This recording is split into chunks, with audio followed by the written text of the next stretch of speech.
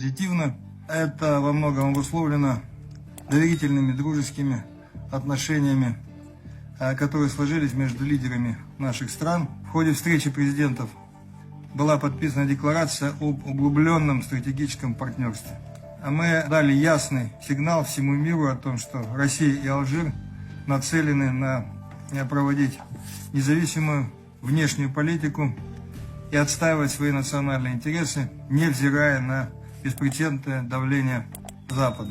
Россия всегда поддерживала право каждой страны на принятие суверенных решений по всему спектру международных и внутригосударственных вопросов, особенно связанных с обеспечением национальной безопасности. Мы заинтересованы в лидирующей позиции Алжира, в укреплении региональной безопасности и стабильности на севере Африки. Со своей стороны, Министерство обороны России готово способствовать повышению боевых возможностей алжирских вооруженных сил. Память алжирского народа.